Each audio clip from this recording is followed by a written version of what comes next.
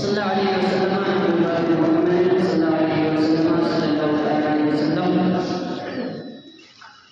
واہ کیا جنت کرم ہے شہ بقا تیرا، نہیں سنتا ہی نہیں مانگنے والا تیرا، تیری سرکار میں لاتا ہے رضا و خوشی، جو میرا غوث ہے اور لاڈلا بیٹا تیرا، صبح طیبہ میں دل بٹتا ہے باڑا نور کا، صدقہ لینے نور کا آیا ہے تارا نور کا، نور ملتے نور سودے نور اٹھے نور نور، نور مطلق کی کہیں سردار لمحہ نور کا۔ آج تقریباً 10-12 دنوں کے بعد اس فقیر قادری کو مسجد میں آنے کا شرف حاصل ہوا۔ شکر ہے اس رب کائنات کا اور کروڑ شکر ہے کہ اس نے سعادت مندی پھر سے بخشی۔ تو میرے آنے کا اور بولنے کا مقصد فقط اتنا ہے کہ میں آپ کے لیے جو حاضر ہوا ہوں وہ کوئی تقریر کرنے کے لیے یا مقرری کے جوہر دکھانے کے لیے نہیں حاضر ہوا، کیونکہ نہ ہی میں کوئی عالم دین ہوں اور نہ ہی کوئی بڑا علامۃ الدہر ہوں، بلکہ میں ایک چھوٹا سا طالب علم، علماء کی جھوٹیوں کے ذرے میں ذروں سے لگنے والا ذرہ ہوں۔ تو فقط اپنے دل کی جو بات ہے وہ آج قوم تک رکھنے آیا ہوں، اور وہ بات یہ ہے کہ آج ہم سب اس چیز سے وابستہ ہیں کہ ہمارے جو حالات ہیں، ہماری قوم کے جو حالات ہیں وہ ہندوستان میں ہی نہیں بلکہ دیگر ممالک میں بھی، دنیا کے کونے کونے میں آج ہمارا نام گالی بن چکا ہے۔ ہم اس قدر ذلیل و خوار ہو چکے ہیں، اس قدر رسوا ہو چکے ہیں کہ اگر کسی غیر مسلم کے سامنے ہمارا نام لیا جاتا ہے تو وہ گھبرا جاتا ہے۔ وجہ کیا ہے؟ کبھی برما کے اندر، کبھی سیریا کے اندر، کبھی سودان کے اندر اور کبھی فلسطین کے اندر، کبھی غزہ کے اندر ہم مارے جا رہے ہیں۔ کیوں؟ اس کی وجہ کیا ہے؟ اس کی اصل وجہ یہ ہے کہ آج ہم پیارے مصطفیٰ صلی اللہ علیہ وسلم کے طریقے کو چھوڑ چکے ہیں، آج ہم شریعت سے بیگانہ ہو گئے ہیں۔ اس کی اصل وجہ یہی ہے کہ ہمارے بچوں کا شادیوں میں ناچنا، ہمارا حرام مال کمانا، ہمارے بچوں کو بیجا جنوں میں دخل دینا، ہمارے خود کے اعمال کا بیکار ہونا، ہمارا لا علم ہونا، ہمارا تعلیم سے دور ہونا، اس کی خاص اور خاص وجہ یہی ہے کہ آج ہم زمانے میں ذلیل و خوار رسوا ہو رہے ہیں۔ اس کی وجہ صرف اور صرف یہی ہے کہ طریقے مصطفیٰ کو چھوڑنا ہے وجہ بربادی، اسی سے قوم دنیا میں ہوئی بے اقتدار اپنی۔ آج ہم طریقے مصطفیٰ کو چھوڑ چکے ہیں۔ ہم کون ہوا کرتے تھے؟ کبھی مغرب کی وادیوں میں گونجی صدا ہماری، سنتے رہتے ہوں گے آپ لوگ۔ علامہ اقبال نے وہ شعر کبھی لکھے تھے، لیکن علامہ اقبال نے جو کہا تھا کہ تم کی محمد سے وفا تم نے تو ہم تیرے، یہ جہاں چیز ہے کیا لہو قلم تیرے۔ تو آج ہم اپنے نبی سے کتنی وفا کر رہے ہیں، کتنی وفا کرتے ہیں اپنے نبی سے، کتنے ان کے طریقے کو ہم نے اپنایا ہے۔ اگر کوئی کرکٹر کسی طرح سے داڑھی کا مذاق اڑائے، کوئی اگر پہنچی داڑھی رکھے تو ہم اسی کے طریقے عمل پر چلنے لگتے ہیں۔ کیا ہمیں مصطفیٰ کی داڑھی پتہ نہیں؟ اس سے ظاہر ہوتا ہے کہ ہمیں پتہ نہیں ہے۔ اگر کوئی بالی ووڈ کا انسان ننگا ہو جائے تو ہم اپنے کپڑوں کو پھاڑ لیتے ہیں۔ کیا یہی طریقہ مصطفیٰ ہے؟ ہونا تو یہ چاہیے تھا کہ تو اپنی زندگی کو اس طرح سے گزارتا، نہ کہ کسی کرکٹر کو دیکھتا، نہ کہ کسی بالی ووڈ کے اسٹار کو دیکھتا، بلکہ اپنی زندگی کو قرآن کے وصایت کے مطابق ڈھال دیتا، جس میں رب کائنات نے ارشاد فرمایا ہے لقد کان لکم فی رسول اللہ اسوۃ حسنہ، یعنی میرے محبوب کی زندگی، رسول اللہ صلی اللہ علیہ وسلم کی زندگی تمہارے لیے بہترین نمونہ عمل ہے۔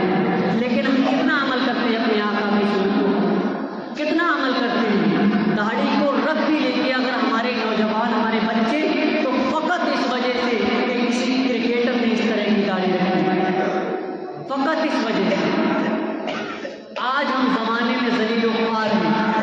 اس سے بچنے کے لیے ہمیں تین چیزوں پر سب سے زیادہ کام کرنے کی ضرورت ہے۔ تین چیزوں پر ہمیں محنت کرنی ہوگی۔ اس میں سے سب سے پہلی چیز جو ہے وہ ہے مال کمانا اور جائز کمانا۔ میرے قریبی جو ہیں وہ مجھ سے کہتے ہیں کہ حافظ صاحب مال کمایا جا سکتا ہے لیکن جائز مال سے امیر نہیں ہوا جا سکتا، مالدار نہیں ہوا جا سکتا۔ میں ان سے کہنا چاہتا ہوں، ان سے نہیں بلکہ سبھی سے کہنا چاہتا ہوں کہ کیا تم نے حضرت عثمان غنی کی زندگی کو نہیں پڑھا؟ وہ حضرت عثمان غنی جو حضور کے 4 یار میں سے ہیں، جن کی اگر نیٹ ورک کو آپ کبھی ان کی تاریخ کے اور آپ کو پلٹ کر دیکھیں، آپ کبھی پڑھیں تو آپ کو پتہ چلے گا کہ حضرت عثمان غنی کی جو ویلتھ تھی، جو نیٹ ورک تھی، جو ان کی تمام دولت تھی، وہ تقریباً 40 ارب تھی۔ 40 ارب کی حضرت عثمان غنی کی ویلتھ۔ کیا کہتے ہیں وہ صحابی رسول حضور کے تیسرے خلیفہ، کیا انہوں نے معاذ اللہ رب العالمین حرام سے کمائے ہوں گے وہ 40 ارب روپے؟ بتائیں مجھے وہ لوگ جو آج کہتے ہیں کہ فقط اور فقط سود اور بیاج کے ذریعے ہی پیسے سے امیر بنا جا سکتا ہے اور مال کمایا جا سکتا ہے۔ میں کہتا ہوں کہ آج آپ گوگل سرچ کر کے دیکھ لو، بلکہ میرے نوجوان جو بیٹھے ہیں ان کو گوگل سرچ کرنے کی ضرورت بھی نہیں ہے۔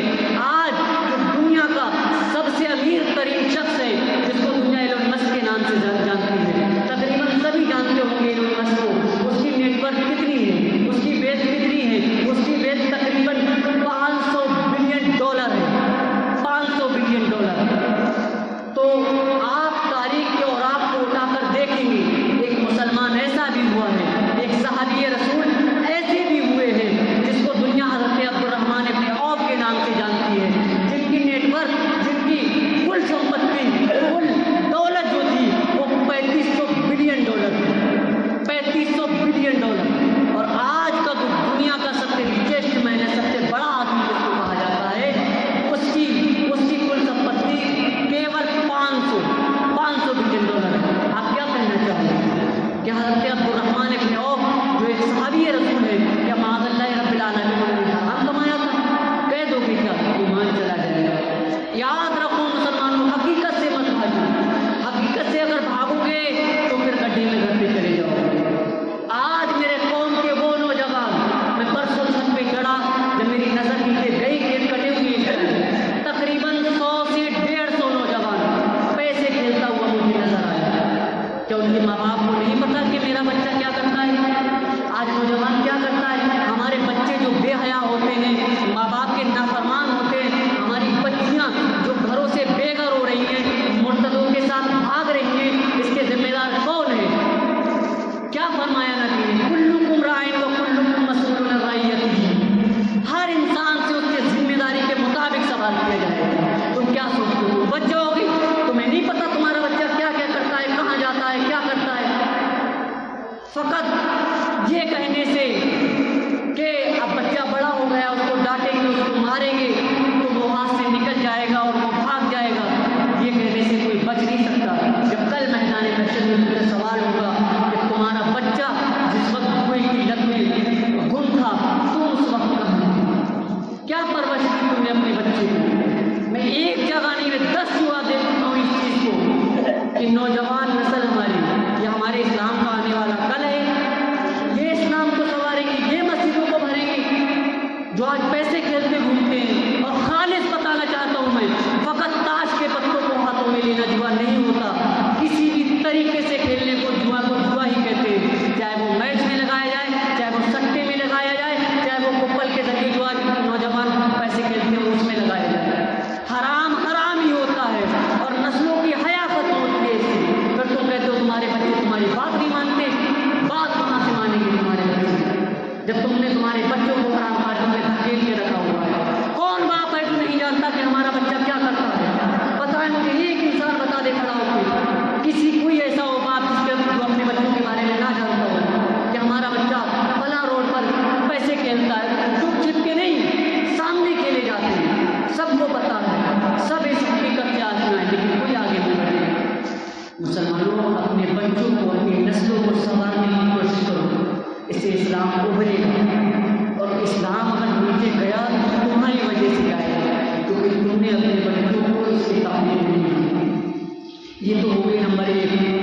جس پہ ہمیں کوشش کرنا ہے مال کمانا.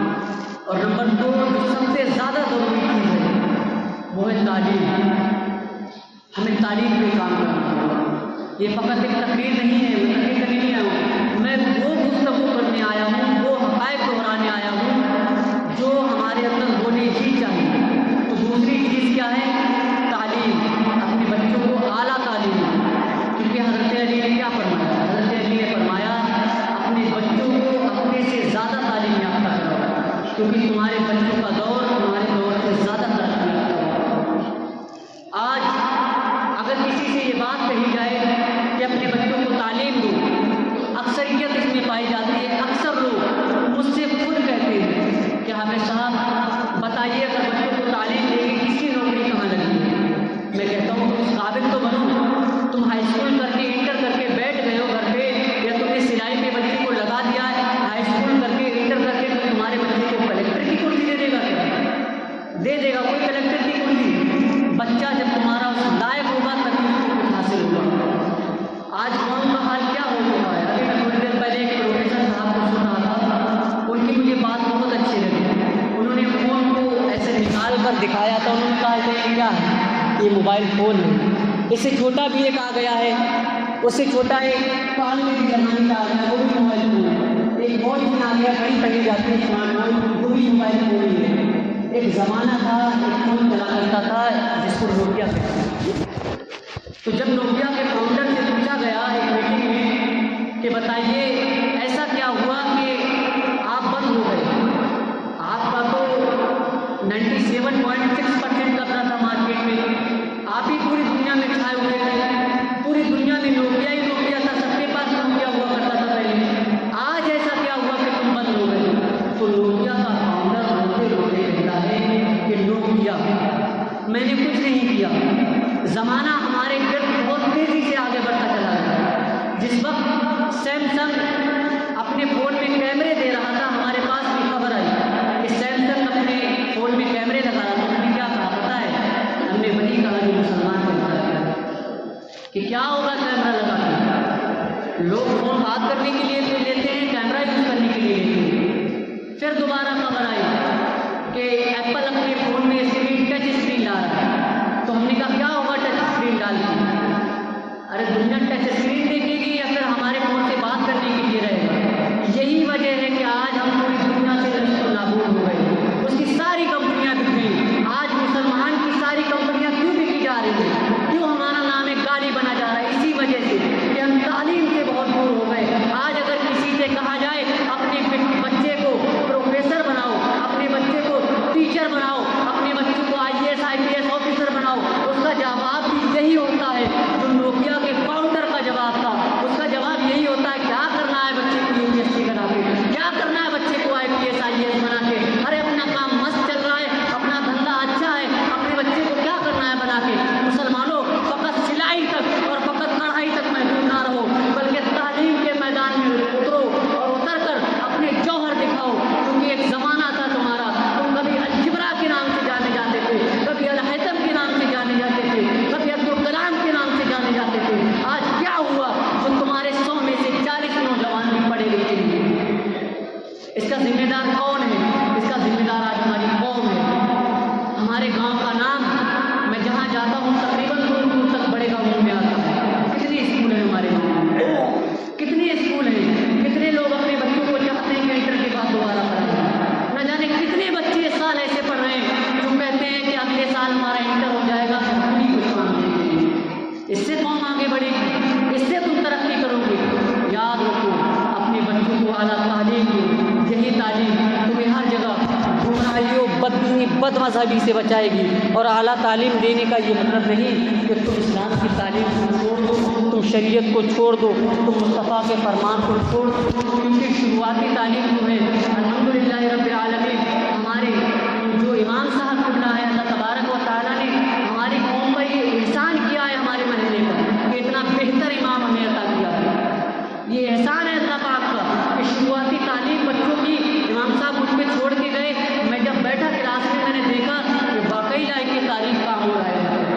ہمارے بچے شروعاتی تعلیم جب حاصل کریں گے اس کے بعد کالجز میں جاتے اسکول میں جاتے وہ گمراہ نہیں ہوں گے.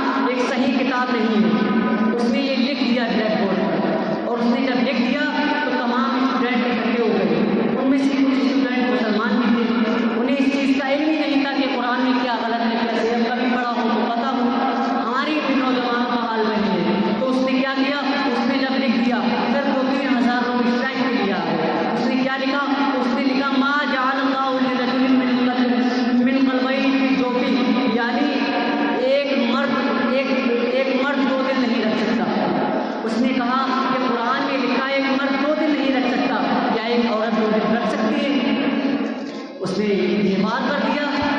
تمام جو مسلم اسٹوڈنٹ حیران تھے. اب کسی کو کچھ پتہ ہی نہیں جواب کیا دیتے. وہ ہماری طرح تھے کیونکہ ان کو کچھ پتہ ہی نہیں تھا وہ کیا جواب دیتے. اب 2-3 ہزار لوگ جب آ گئے یونیورسٹی میں اسٹرائک کے لیے تو اس نے کہا اس کو سمجھاتا کون. پہلی بات تو یہ ہے کہ ایک قاعدہ ہے کہ جہاں پر اکثریت ہو وہاں پر اقلیت مرتبہ داخل ہو. جیسے قرآن پاک میں ارشاد فرمایا گیا ہے یا ایھا آمنو، اے ایمان والو. تو ایمان والیاں تو ہے نہیں، آمنا تو ہے نہیں. یا ایھا آمنو تو آمنو اے ایمان والو ہے، اس میں عورتیں بھی ہیں مرد بھی، سبھی شامل ہیں. اسی طرح سے فرمایا گیا ما جعل اللہ لرجل من قلبین فی جوفہ، یعنی اللہ پاک نے کسی انسان کے اندر 2 دل نہیں رکھے. لیکن وہ کہتا ہے ما جعل اللہ لرجل، رجل کا معنی آتا ہے مرد، تو کسی مرد کے اندر 2 دل نہیں رکھے. اب وہ سب کو غور کرنے لگ گیا کہ بھائی یہ کیا ہے، تمہاری قرآن غلط کتاب ہے. تو انہی میں سے ایک نوجوان جس نے شروعاتی تعلیم حاصل کی تھی وہ کھڑا ہوا اور کھڑے ہو کر اس پروفیسر کی کالر کو پکڑا اور کہا پروفیسر سن، قرآن کوئی غلط کتاب نہیں ہے. اس نے کہا کیسے، ثابت کر. تو اس نوجوان نے پروفیسر کی کالر کو پکڑا اور پکڑ کر جھنجھوڑ دیا اور کہا نوجوان سن، ایک عورت 2 دل رکھ سکتی ہے. کہا یہ نوجوان پاگل ہو گیا، یہ محمد حسین پاگل ہو گیا، ایک عورت 2 دل کیسے رکھ سکتی ہے. تو وہ قرآن، وہ نوجوان اپنے جوش میں آیا اور آ کر اس پروفیسر کے کالر کو پکڑ کر دھکیل دیا اور کہا سن پروفیسر، ایک عورت 2 دل رکھ سکتی ہے. A woman can have 2 heart, ایک عورت 2 دل رکھ سکتی ہے. وین شی از پریگننٹلی، جب وہ ماں بننے والی ہوتی ہے. وہ کوئی اور کتاب ہو جس پر تو ہاتھ رکھنا. قرآن کل بھی لاجواب تھا، قرآن آج بھی لاجواب ہے اور انشاءاللہ قرآن قیامت تک لاجواب رہے گا، کیونکہ ہے قول محمد، قول خدا. فرمان نہ بدلا جائے گا، بدلے گا زمانہ تھا مگر قرآن نہ بدلا جائے گا. تو اپنے بچوں کو تعلیم یافتہ بنائیں اور ضرور کیونکہ ہمارا آدھی روٹی بچوں کو پڑھائیں، بچوں کو ضرور پڑھنا. کل سب کے پاس کھانے کی روٹی بھی پوری ہے تو اس لیے روٹی کو پڑھتے ہیں. باقی ملت ہے. جو تیسری ضرورت ہے ہماری، میں مختصر بھی بتا دیتا ہوں. تیسری ضرورت یہ ہے کہ دولت اور علم کے بعد تیسرا کام جو ہمیں کرنا ہے وہ اپنے اخلاق کو بہتر کرنا. اپنے اخلاق کو بہتر کریں، کیونکہ علم وہی کام کا ہے جس میں عمل نہیں ہے. تو اسی لیے مال اور علم اور دولت، مال علم اور اخلاق، تینوں چیزوں پر محنت کی جائے تبھی قوم سمجھ سکتی ہے، آگے بڑھ سکتی ہے، کچھ ہو سکتا ہے. ایک دوسرے کے اوپر اگر رہیں گے تو کچھ بھی ہونے والا نہیں ہے. کل تمہارے بچے تمہاری قبروں پر جانے کی ہدایت نہیں ہوں گے. اگر یہی حالات رہے ایسے ہم اپنے بچوں کو دیکھتے رہیں. اور وہ ماں باپ میری بات پر غور کریں، توجہ کریں، جن کے بچے حرام کاریوں میں پڑے ہوئے ہیں، جن کے بچے دن رات پیسے کھیلتے ہیں، کسی کھیل خیال ہو، اپنے بچوں پر غور کریں. اور غور نہیں کریں گے تو کلکم راعٍ مسئول عن رعیتہ، میدان محشر میں ہر کسی سے اس کی ضرورت کی سوال ہوگا. میرے کہنے آپ کے سننے میں کسی کا اعتراض بات کروں، اللہ تعالیٰ کا نام فرمائے وما علینا الا البلاغ. استغفر اللہ لي ولكم. السلام علیکم ورحمۃ اللہ تعالیٰ.